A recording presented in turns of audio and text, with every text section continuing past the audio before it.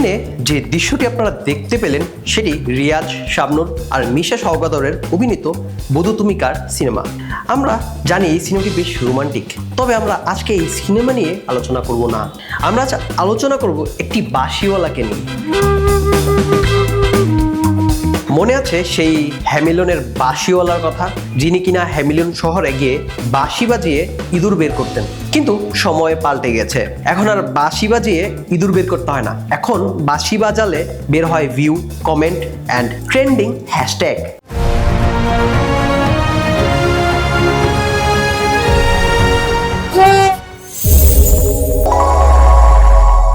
Tasty অ্যাফেয়ার্সের আজকের আলোচনার মূল নায়ক বাংলাদেশের সবচেয়ে সমালোচিত এবং আলোচিত সেই বাঁশিওয়ালা, যিনি কিনা একাধারে ডাক্তার, বিশ্লেষক, ইউটিউবার এবং সোশ্যাল মিডিয়ার চৌকস চালাক।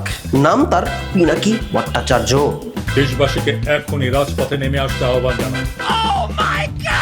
এক সময়ের চিকিৎসক পিনাকি ভট্টাচার্য ছিলেন একেবারে বইয়ের মানুষ, অ্যানাটমি জানতেন।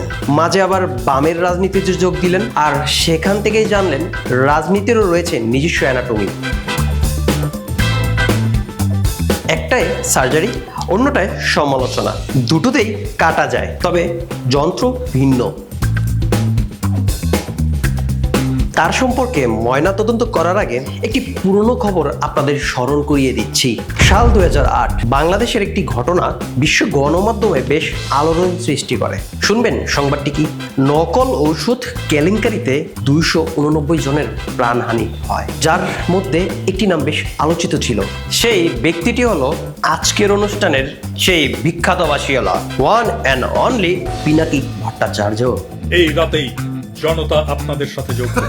এই বাঁশিওয়ালাকে নিয়ে আজকে আরো একটা খবর আপনাদের দিই। মনে আছে 2013 সালের সেই গণজাগরণ মঞ্চের প্রতিষ্ঠার কথা?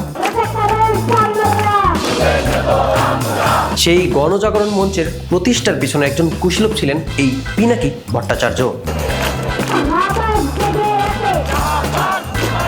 ধীরে ধীরে প্রয়োজনীয়তা হারাতে থাকে এই গণজাগরণ মঞ্চ। মাঝে কিছুদিন বিরতি দিয়ে আবারও দল পাল্টাতে শুরু করেন আমাদের এই বাঁশিওয়ালা। কৌশলগতভাবে তাই জামাতকে বিএনপি থেকে বিচ্ছিন্ন করা। তিনি ভাবলেন নিজেকে গুরুত্বপূর্ণ বানাতে হলে আর ছুরিকাছি নয়, দরকার মাইক্রোফোন। সেদিন থেকে শুরু বাঁশির সিম্ফনি অফ সাবস্ক্রাইবার্স। পাবলিকের রাজনৈতিক অবস্থানের উপরে ভর করে সরকার বা আদালত বেআইনি কাজ করে আওয়ামী লীগকে রাজনৈতিক সুবিধা দিয়ে দিয়েছে। ফেসবুকে ঢুকলেই দেখা যেত কারো কারো ফেসবুকের আইডিতে পিনাকি কোটেশন, আর কফির মগে লেখা থাকতো পিনাকি বলেছিলেন। প্রথমে শহরবাসী তার কথায় উল্লাস করলো। তিনি বললেন 32 নম্বর ভেঙে দিতে হবে, দলে দলে আসবেন, ধানমন্ডি 32 নম্বরে বুলডোজার নিয়ে আসবেন। সাধারণ জনতা উত্তেজিত হয়ে তার সুরে সুর মিলালেন। একসময় শহরের সব ইঁদুর শেষ হয়ে এলো, তাই হ্যামিলনের মানুষজন যেমন তাদের প্রতিশ্রুতি ভেঙেছিল, তেমনি শেখ হাসিনার পরবর্তী সময়ে ক্ষমতাধররাও পিনাকি ভট্টাচার্যের প্রতিশ্রুতি ভেঙে দেয়, যার ফলে শুরু হয় বাঁশিওয়ালার দ্বিতীয় পর্ব।